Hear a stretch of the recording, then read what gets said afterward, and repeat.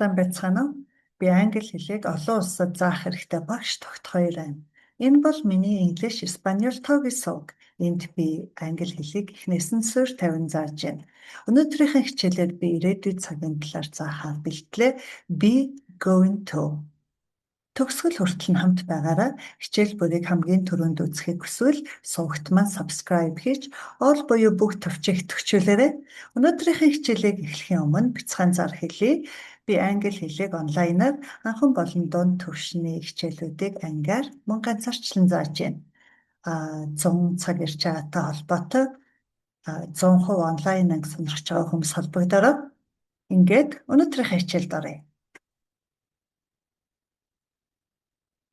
Be going to ирээдүйд тодорхой хийхээр төлөвлөсөн зүйл дээр хэрэгэлдэг.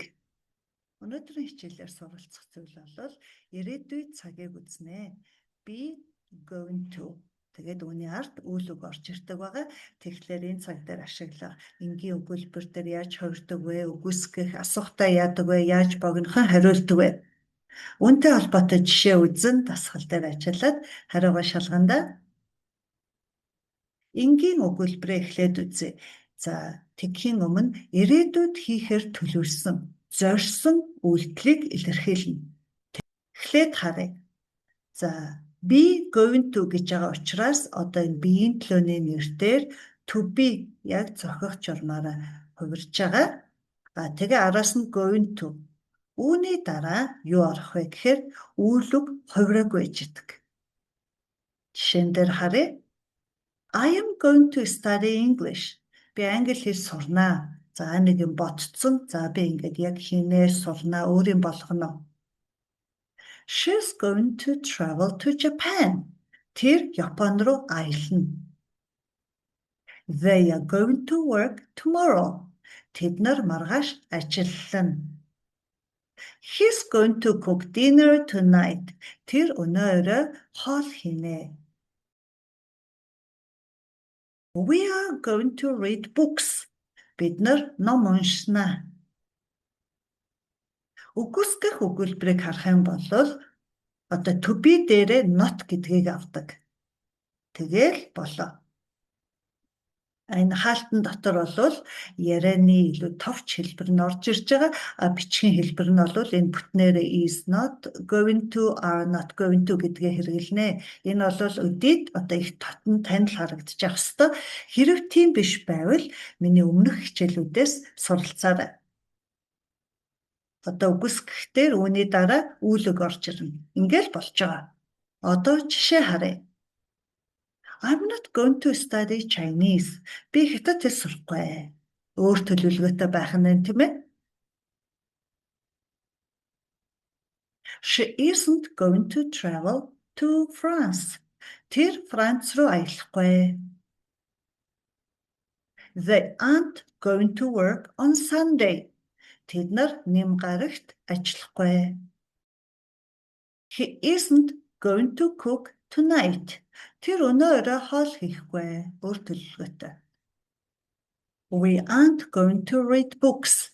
Бид нар ном уншихгүй. Одоо асуух өгүүлбэрийг харъя. За, to be-гээр хэлнэ. Дараа нь одоо зохих биеийн төлөөний нэр нь орж ирнэ. Тэгээд үүний дараа going to. Тэгээд үйл үг хувирахгүй орж ирнэ. Ингээд асуух өгүүлбэр маань бүтэж байгаа. Одоо богино хариултуудаа харъя. За, ер нь to be-гийн л одоо хариултаараа явдаг. За, ингээ харах юм бол yes, no дээр их одоо танил харагдаж байгаа байх. Тэгэнгүүт энэ сүүлийн 3 дахь эхнэнийх бол товчилсон хэлбэр нь яриан дээр энэ маягтай хэрэглэнэ. Тэгэнгүүт эхний 2 эхнэнийх нь бол одоо бичгийн хэлэн дээр байна шүү. Үүнийг анзаараарай. Жишээ харъя. Are you going to study English? Чи англи хэл сурах гэж байна уу? Yes, I am. No, I am not. Аль нэг нь байж болно, тийм ээ? Is she going to travel to Japan? Тэр Япон руу явах гэж байна уу? Аялах гэж байна уу? Yes, no гэрээ. She гэж байгаа болохоор she дээрээ хувираа явчихж байгаа. Are they going to work tomorrow? Тэд нар маргааш ажиллах гэж байна уу? Yes, they are. No, they aren't. Is he going to cook tonight? Тэр өнөө орой хоол хийх гэж байна уу? Yes, he is. No, he isn't. Are we going to study together? Одоо хамтдаа хичээлээ хийх үү? Тэм төлөвлөгөө байгаа юу? Yes, we are. No, we aren't. За одоо үүнийг тэмээ цаг хугацааны үгстэй хэрхэн яаж хэрэглэхийг харъя. Tomorrow маргааш. I'm going to study tomorrow. Би маргааш хичээлээ хийнэ. Next week, next month, next year. Дараа 7 хоног, дараа сар, дараа жил, дараагийн жил, эх жил. She's going to travel next month. Тэр эмэгтэй эх сард аялнаа. Tonight, өнөө орой. He's going to cook tonight. Тэр өнөө орой хоол хийнэ. This weekend. Энэ бол амралтын өдрүүд. We are going to read this weekend. Энэ бүтэн сайнд тийм ээ. Одоо ном уншнаа. Soon, удахгүй. They are going to arrive soon. Тэд нар тун удахгүй хүрээд ирнэ. In the future. Ирээдүйд. I'm going to learn Japanese in the future. Би ирээдүйд Япон хэл сурнаа. Ингээд өнөөдрийн үзэх хичээл маань болчлоо. Одоо дасгал дээр ажиллаад дадлага хийцгээе. Exercise 1. Am is are going to-гээ хэрэглээд хоосон зайг бүглөөрэй. She go to the market tomorrow. Market зах. They play football this weekend. I study English tonight. He not travel next year. You visit your family. Асууж интимээ төгсгөлнө. За энэ дасгал дээрээ ажиллахын тулд хэлээд үзэж болчих, эсвэл бичээд аваарай. Хэрэгтэй бол хичээлийн бичлэгээ зогсоогоорой. Одоо хариугаа шалгая. She is going to go. They are going to play. I am going to study. He is not going to travel. He isn't going to travel. Зүгээр ярьж байгаа үед тийм ээ. Are you going to visit your family гэж гүцэг асуучихна. За ийм хариу гарсан бол зөв байх нь байна. Exercise 2. Англи хэл рүү орчуулаарай. Би маргааш сургууль руу явнаа. Тэр хятад хэл сурах бай. Тэд нар амралтын өдрүүдэд сакс тоглоно. Чи маргааш ажиллах гэж байна уу? За энэ дөрвөн өгүүлбэрийг англиар орчуулад хэлээд үзэх юм уу, бичээд үзээрэй. Одоо хариугаа шалгая.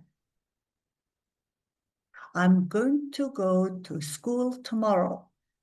She isn't going to study Chinese. They are going to play basketball on weekends. Are you going to work tomorrow? Одоо 3 дугаар дасгал сүүлийнх нь. Exercise 3. Асуултнуудад хариулаарай. Are you going to study English next week? Нөгөө богино хариултууд дээрээ одоо дадлага хийх гэж юм тийм ээ. Is your friend going to travel this year? What are you going to do tonight? Are they going to work on Saturday? Одоо бодож байгаад хариулах нь байна. Yes гэж болно, no байж болно. Тэгэхдээ яг богино хариултууд маань бүтнээрээ байх ёстой. Одоо хариугаа шалгая. Yes, I am. No, I am not. Аль нь байсан ч гэсэн яг ингэж бүтнээрээ байж ич зөв болно шүү. Yes, he, she is. Your friend гэж байгаа юм чи he юм уу? She байгаа тийм ээ ганц тоон дээр. No, he, she isn't. За 3 дахь асуултны хувьд бол чи өнөө орой юу хийх вэ гэж байгаа. Тэгэхээр yes, no хариултаас хэтэрх нь байна. I'm going to гэж яагаад би ийм тийм юм хийнэ. I'm going to cook. I'm going to read, watch, study. Өөрийнхөө хийх гэж байгаа зүйлийг хэлэх нь. Дөрөвдөх нь бол эргээд нөгөө богинохон хариултанд орж байгаа. Yes, they are. No, they aren't. Аль нь байсан ч одоо ингээд бүтнээр нь хэлэх нь одоо зөв хариулт гэж түрүү хэлсэн тийм ээ. Ингээд өнөөдрийн хичээл маань болж байна да. Хичээлд хамт байсан танд баярлалаа. Хэрвээ та миний зааж байгаа илүүдийг алдалгүй үзэхийг хүсвэл English Испаниар тоогийн нэртэй YouTube сувагт минь subscribe хийж all буюу бүгд товчхон идэвхжүүлээрэ ингэснээр намайг шинэ хичээл оруулах болгонд автоматар мэдээлэл очиод авах болно. Хэрвээ танд хичээл маань таалагдсан бол лайктаарч, комент хэсэгт сэтгэлээ үлдээгээрэй. Баярлалаа. Дараагийн хичээл дээр дахин уулзъя.